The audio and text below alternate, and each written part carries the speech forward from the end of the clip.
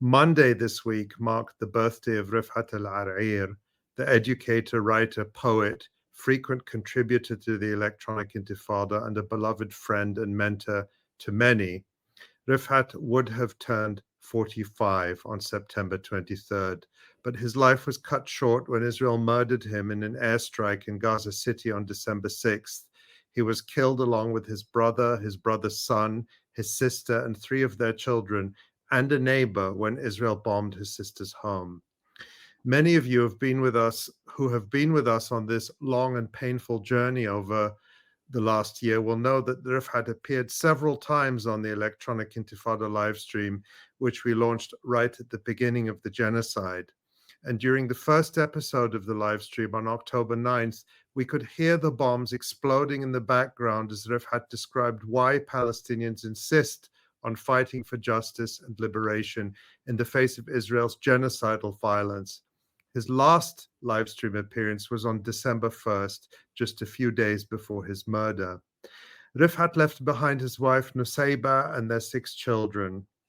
On 26th of April this year, Refaat's eldest child, Shayma, was murdered in an Israeli attack along with her husband Muhammad Abdul Aziz Siyam and their 3-month-old son Abdul Rahman. The baby was born after Refaat's death and was his first grandchild. Following his death, Refaat's life and work became known to people all over the world, especially through his haunting and prescient poem, If I Must Die. He wrote it in 2011, but reposted it on his account on Twitter, now known as X, on November 1st, several weeks into the genocide. The poem opens with the words, "If I must die, you must live to tell my story." Those words have become a call to action for many of us, particularly Refaat students who continue to try to survive this genocide in Gaza.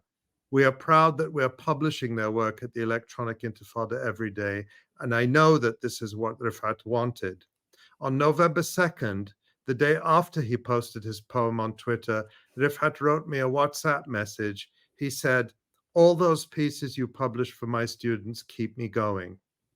And perhaps no one has been more inspired to action by Refaat's words than his former student, colleague, and close friend, Yousef Aljamal. He's working on a number of projects to honor and share Refaat's life and legacy. Yousef is the Gaza Coordinator for the Palestine Activism Program at the American Friends Service Committee. He is himself a refugee who grew up in Gaza's Al-Nusayrat refugee camp. Yousef is also the co-host with Helena Cobban of the Palcast podcast, which is available on Apple Podcasts. He's also been a regular contributor to the Electronic Intifada, and I'm proud to call him a dear friend. We're delighted to have him join us on the live stream today from the road. Welcome, Yousef. Hi, Ali. Thank you very much for the introduction, and I'm very glad to join you today. Hi, Yousef. Thank you. Thank you Hi, so much, Laura. Yousef. So, Yousef, like every family in and from Gaza, yours has not been spared the horrific price of this genocide. You've lost many relatives, including on May 21st, your dear father. You actually wrote an article headlined, "Education in Gaza has been decimated, but the spirit of Refaat Alareer will prevail," and you dedicated it to your father. I just wanted to acknowledge that and offer our condolences to you and your family and ask you how you're doing. Thank you very much, Ali. So I have lost a total of about 30 family members since October 7, and dozens of friends and neighbors and people that I met and dealt with in Gaza. Every day there is a new update from my town and other towns in Gaza.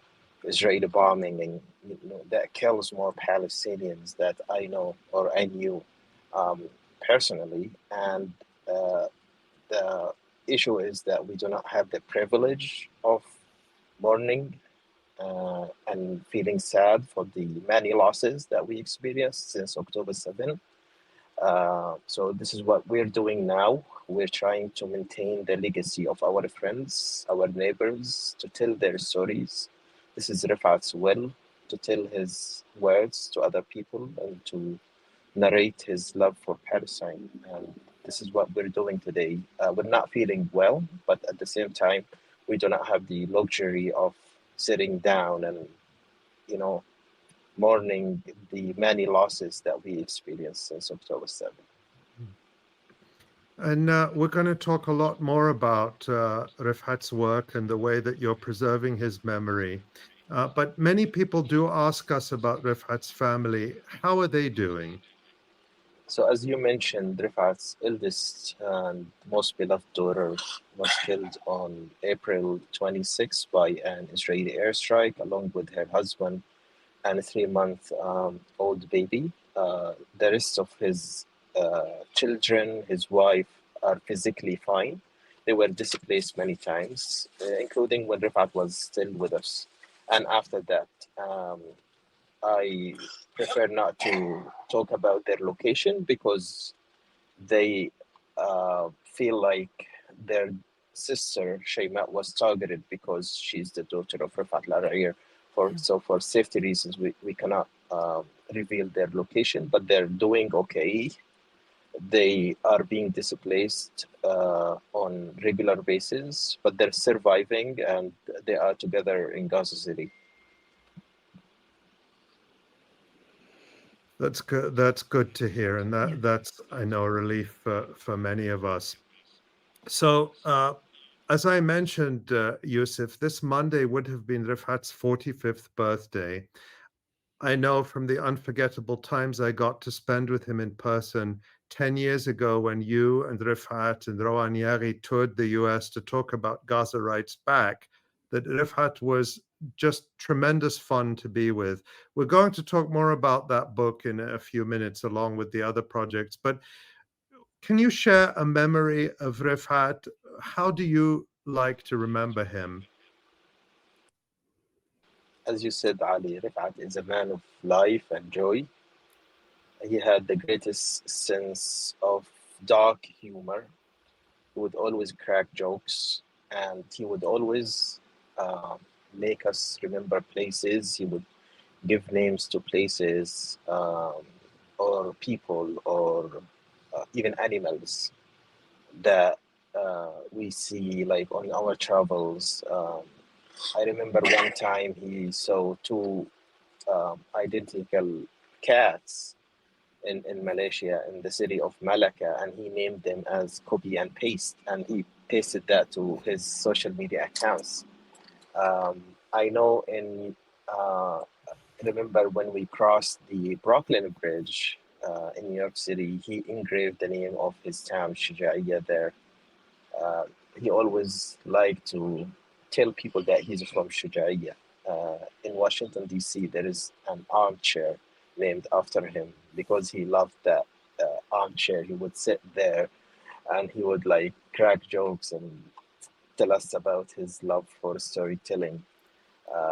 Sometimes his jokes are brutal, but we always loved him and we loved his jokes. And now it feels very sad that we have lost him. But again, our job, our task is to maintain his legacy. So this is how I remember him. He liked everything. He liked films. He would tell us about new films, drama series. He was up to date with football. He was also into storytelling and literature, both in English and Arabic. Writing. When he taught us the translation course, he was like the best one. When he taught us the grammar course, he was the best one. So he's very good at everything he did. He was the best poet, the best writer. So he excelled. He was very smart. He was very good at many things at the same time. And he always came up with the creative ideas. So he was a generator of ideas, always thinking about creative ways to present the Palestinian narrative and tell the story of Gaza and Shuja'iyya. Yeah, there's when I think about Refaat, yeah, I remember his writing. I remember his really dark sense of humor. The jokes that we were sending back and forth during the first few weeks of the genocide, and up until just a few days before he was killed. But also his seriousness and his ability to to see very, very far into the future of what was coming for Gaza and for the region, and for the world. And it's every day it feels like I remember something else that he said or something else that he wrote, and it's still unbelievable to know that he's not with us in this realm anymore. Well, Yousef, some of the projects you're working on will be helping to support Refaat's family, in addition, of course, to keeping his legacy alive. So let's talk about those projects now. In August, the Electronic Intifada published 3 previously unpublished diary entries Refaat wrote in October during the first few weeks of the genocide. And Ali and I read some excerpts from them here on the live stream a few weeks ago. And those pieces will be included in a forthcoming book titled If I Must Die, Poetry and Prose. It's edited by you and will be published by OR Books. Can you tell us a little bit more about the anthology and how it came together? So the idea of the anthology is to put some of Refaat's works, I would say most of Refaat's works, but not all of them, in a single book to keep his legacy and memory alive. Refaat has written many opinion pieces, features, poems. He contributed chapters to books. He also had memes and social media posts, photos, lectures online. And I wanted, with the help of his family and the approval of his family, to preserve his legacy and publish these works and these articles in a book, for the future generations to know Refaat and to know his writings. And most of these writings are online. Many of them were published by the Electronic Intifada and Mundo Wise and Refaat's own blog, This is Gaza.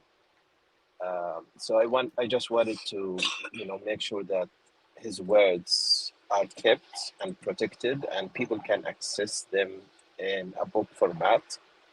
Of course, the name of the book, the title is If I Must Die, after Refaat's most famous poem.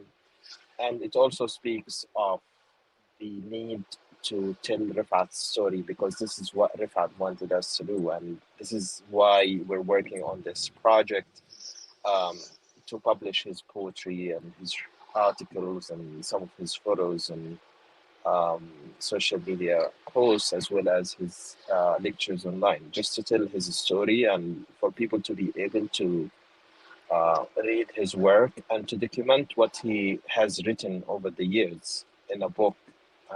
And hopefully more books, more projects will also study Refaat and his work and his words, because I believe Refaat's legacy is too huge. It cannot be contained between 2 covers. But this is just the start of what should be done, and the need to protect and preserve Refaat's legacy. So the book will be published, as you said, by OR Books in December, on the first anniversary of Refaat's killing in Daraj neighborhood in Gaza City. And again, this is just a small token of appreciation of what Refaat himself taught me and many other students and friends and colleagues. The seeds he planted are everywhere, and this is the least, as students of Refaat, this is the least we could do now to preserve his legacy. And as you said, the book will be coming out in December. Where can people go to pre-order it? So people can get the book through the Our Books website. They can pre-order the book, and it will also have a back cover as well, like the thick back cover. It will be available online. Um, and as I said, many of these writings are also available online on different websites, such as Wise and the Electronic Intifada and Refaat's on blog. So people can access them and read them. I just want to say I think it's tremendously valuable to have them all together in one book, because over the last few months, I've gone back to some of Refaat's writing, and it's remarkable to me how even more meaningful it is now with time. Especially, we're going to talk about Gaza Writes Back, but when I read his introduction to that book, which was written more than 10 years ago, I feel like he was writing it for us today. He was explaining to us today how to think about telling the story of Gaza. And we've said this before, and it's the absolute truth, that if it were not for Refaat almost single-handedly, we would not have so many people writing from Gaza today, bearing witness to this genocide. We wish there were no genocide, but even worse than this genocide would be if this genocide were happening and nobody knew about it. There was no testimony. And it is, we often say this, that we don't have the same kind of writing coming out of the West Bank, for example. And that's because Refaat was not there. Of course, there are wonderful writers in the West Bank, but Refaat's project was to reach the whole world by teaching people to use English. He strongly believed in that. And that is why, I mean, that is such a large part of what we're able to do today at the Electronic Intifada, and it's because of Refaat. And so to me, just having this book, If I Must Die, Poetry and Prose, is going to be just a treasure, and something that I know that I personally am going to go to all the time. And I'm looking at that picture of Refaat, and I believe that's in Philadelphia. And I remember meeting you and Refaat there during that visit. Yeah. Absolutely, Ali. I think, as I said, this is the least, as students and as people who benefited from Refaat's training. It was because of Refaat's training that we have an army of writers now. Not just an army of writers in Gaza, but also writers who understand the settler colonial nature of Israel. So Refaat also politicized an entire generation, and that's why Israel saw in him a target and a threat to their narrative. And his expo marker, as he said during one of his last appearances on the Electronic Intifada live stream, was the reason he was murdered. It was a very powerful weapon, and that's why Israel wanted to get rid of him. And as Refaat always said, that storytellers threaten, colonizers. The narrative war is very important, and he believed in that. And he trained thousands of people for free. I helped him organize many workshops in Gaza and to train young people. And he co-founded the We Are Not Numbers, just to encourage young people to tell their stories. And one last thing about Refaat is that he reached out to every single person in Gaza.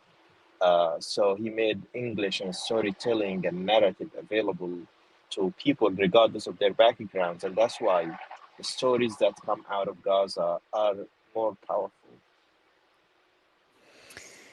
And after he was killed, it was revealed that he co-founded or organized the social media for the Gaza municipality. And that has turned into this incredible initiative, this campaign where, just last week, and I didn't get a chance to include it in my news report, but the Gaza municipality is now, working to repair infrastructure that the Israelis have destroyed around Gaza, and they're fundraising for these initiatives to rebuild Gaza, and provide for the community, and so that is also a legacy that Refaat leaves, that And of course, grows and is, yeah. and of course, Asim and Nabi, who wrote So Right. that moving was piece. Yeah, go ahead, Yousef. yeah, I was going to also mention Asim Nabi, who wrote an article for the Electronic Intifada. And Rifat kept bullying him for years to write, and he finally decided to publish something. So Rifat would be laughing in heaven now, reading Asim's article on the Electronic Intifada. But I also know that he was running many other social media accounts on Palestine in English and Arabic, and he was part of his training uh, when he trained students on creative writing and feature writing. He would also train them on social media. Yeah. And Asim, of course, now, who is a student and childhood friend of Rifat, is now, running the campaign for the Gaza municipality. And I also want to mention that in addition to this this really difficult and moving piece that Asim wrote for the Electronic Intifada, he also just published a piece at Mondoweiss commemorating Rifat on his birthday. So I really want to recommend people read that as well. And Yousef, I mentioned Gaza Writes Back a few minutes ago. It's the really revolutionary book of short stories written by young Gaza writers in English that Rifat edited, and it was published by Just World Books in 2013. And I think we have a picture of you and um, Rifat and Rawan Yari during that famous and wonderful tour of the United States that you did uh, in 2014, and I had the pleasure and the privilege to join you at various stops. We met in Philadelphia, in Chicago, where Rifat famously tasted Chicago pizza for the first time, and continued to talk about that I think it that till changed his his life. Yeah. it changed his life, and he never forgot it. And then in California, and we were together with you, Nora, as Yeah. well, at that stop. So we have wonderful memories of that trip. Um, Just World Books is going to be publishing a memorial edition of Gaza Writes Back, and I think we can show that. There is Rifat at Giordano's with the deep dish pizza. Um, but we also have a picture of the new memorial edition of Gaza Writes Back, and I'm really very personally honored that our friend and colleague Helena Cobban, the founder of Just World Books, and the co-host of the Palcast podcast with you, invited me to write the foreword for the new edition of Gaza Writes Back. Just tell us a bit about this new edition, and it's not there are some changes to it, and also the book itself is not just a book; it's also a form of solidarity. Tell us more. So, uh, Gaza Writes Back was a very important project that Rifat engaged in, and that resulted in the publication of the book in 2014 and the speaking tour. And this is how Rifat was able to travel to the US. Rifat, Rawan, and I toured 10 US cities, 7 states, and we spoke to hundreds of people uh, at churches, community centers, universities, mosques, etc., because of that book.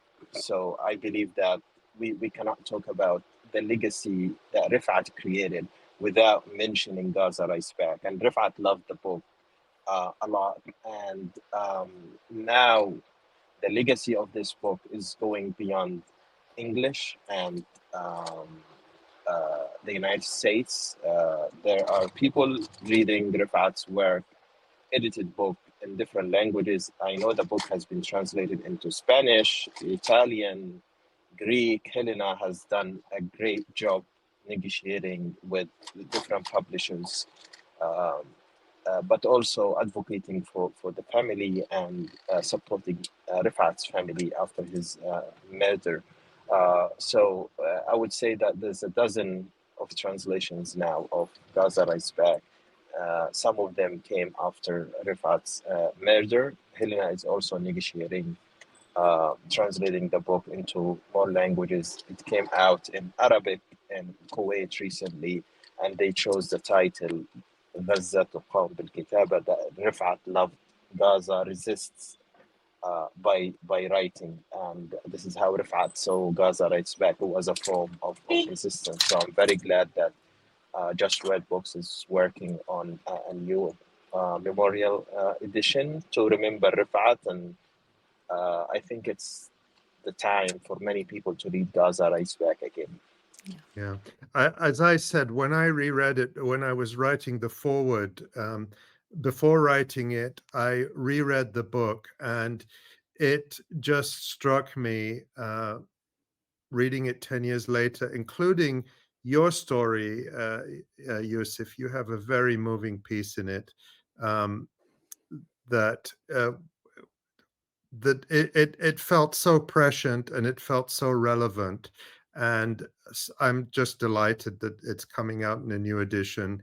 And if I can say that proceeds from this book are going to support Refaat's family. So that's an important part of this story, which is that this will continue to support his family, you know, with whatever comes in the future. When is it going to come out, and how will people be able to get it?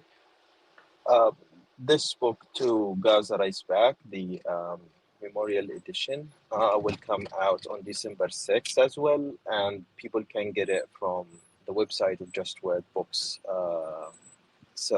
And I know that there are thousands of copies of Gaza Writes Back that has been sold. I have to acknowledge the work of Helena Coben in preserving the memory of Refaat and supporting his family. And I also have to say that this is the only short story I wrote, Omar X, in Gaza Writes Back, and it was thanks to Refaat. He pushed me to write, and I wrote one story in the book. Refaat himself wrote 3 stories. So the memorial edition will also have updated pieces by most of the writers in the book about how Refaat impacted their life. So I think this is really important, and I encourage people to get the book and read it. Yeah, so it will be available from Just Read Books from December 6th, but maybe there will be a pre-order option. I'm not sure about that, but people can check at Just Read Books. And I assume also that it will be available everywhere that books are sold. And if you go to your bookstores, you can ask for it, as the original edition was available. Yeah, so that is just a wonderful way to remember Refaat.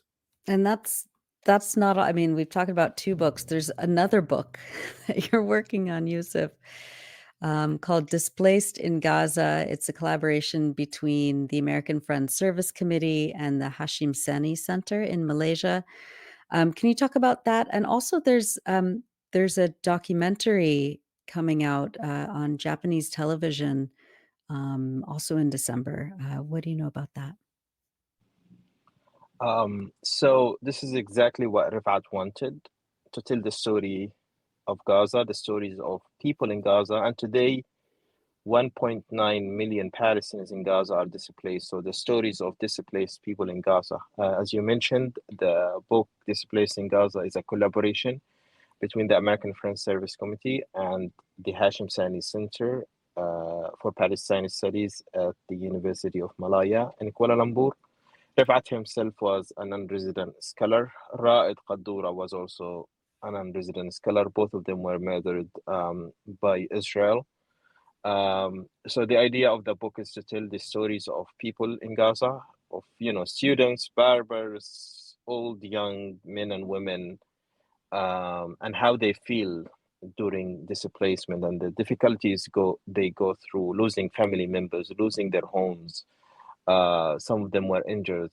Some of them lost immediate family members. Some of them lost their businesses. Some of them were starved. Some of them are in tents. So they tell their stories and they speak of their aspirations and their dreams. And this is exactly what Refaat wanted us to do. So I see this project as a continuation of Refaat's legacy of storytelling. As you said, the book is a collaboration between the American Friends Service Committee, which has been working in Gaza since 1948, creating Palestinian refugee camps before UNRWA took over. The Hashim Sani Center has been doing also amazing work on Gaza. There will be an annual conference of Palestine studies on the genocide in Gaza on November 29 and 30 this year. So the book is a collaboration between these two parties, and we hope that people will be able to read it, and eventually we will be able also to get it to the US, to republish it in the US and distribute it in the US. As you said, there are many things to work on in Gaza today. We have a genocide going on, and the least we can do is to tell the stories of people there. And this is how I see displaced in Gaza as well. Beautiful. Well, we just have a couple minutes left. Ali, go ahead. Yeah. So Yousef, among the many things you do is host the Palcast podcast along with the wonderful Helena Cobban, who we've had now several times on the live stream, and I'm certain we'll have her on again soon. She's always very enlightening.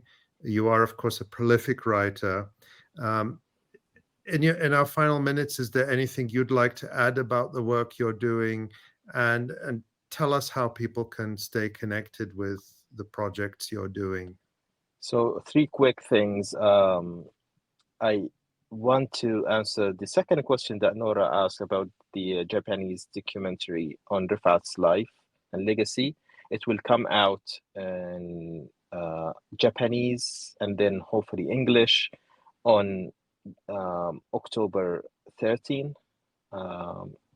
And I know that it will be a great one. There are a lot of people interviewed for the documentary from different countries who knew Refaat closely. So I ask people to tune in and watch out for the release of the documentary. The photo you have on the screen is, as I remember, is of Refaat in Bellingham in Washington. And there is a funny story about it, because Refaat forgot his computer mouse at a friend's house called James, and James wanted to send the mouse to Refaat, but Refaat said it's okay, never mind. But he kept asking about his computer mouse for many years. Even on October 7 last year, I was in Bellingham, and he asked me to ask if James has 1,000 mice now. And I asked James if he has 1,000 mice, and he said no. Of course, Refaat, using his sense of humor and his language skills and his pun games, he liked to play a game called Pun Intended. And when I told him James doesn't have any mouse, he said he must have a cat. So this is Refaat, and this is his story. And of course, Palcast. This week we are interviewing Asim al-Nabi, Refaat's close friend. We've been doing the podcast since November last year. We do it on weekly basis along with Helena Cobban and Tony Groves.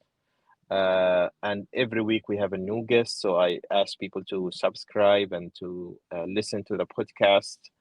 And I will have more articles coming out on October 7, hopefully. So that's my project for now.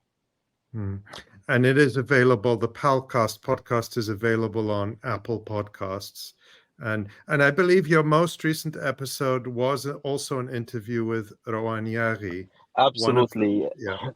Thanks for reminding me, because Rawan also started an initiative, a newsletter titled Refaat Writes Back. So I asked people to find the initiative online and subscribe to the newsletter. And Rawan was one of Refaat's best friends and students as well. Yeah, and maybe we can get her on the live stream. I think we would love to do that. So, Rowan, if you're watching this, we'd love to have you come on, but we'll get in touch with you. So we would love to hear more about that. Yousef, thank you for all the work you're doing amid such difficult circumstances, because you, just like every other Palestinian, particularly Palestinians from Gaza, are living through this horror. So I just am in awe of your ability to keep going, to keep doing this productive work, to keep educating people and reaching out to people and enriching all of us with what you're doing, and particularly with keeping Refaat's legacy alive. He continues to reverberate. Looking at him standing in front of that beautiful lake, Refaat really is like the stone you throw into the lake. The waves and the ripples keep going out further and further and touching more people. And as you said, Yousef, none of us, but of course, especially those in and from Gaza, have had really the time, the space, the ability to properly mourn and remember and celebrate their loved ones, their friends, their family members who have been murdered in this genocide. It's going to be a project. It's going to be a process, is what I mean, that takes many years, if not decades. But what you've done with already so many wonderful ways that you're preserving and expanding Refaat's legacy is a true gift to all of us. And I just want to thank you so much for it. And I hope we'll have you back soon to talk more about the work you're doing.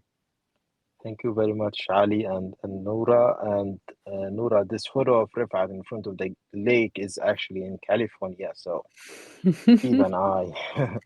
Thank you. Oh, well, he's always, we all feel him around us still. And yeah, in all the places and in all the ways. And especially through people like you, his close best friends and family, and the work that you're continuing to, as Ali said, create these ripples for generations to come. So thank you so much, Yousef. Thank you, Yousef. Be safe, and we will see you soon. Thank you very much.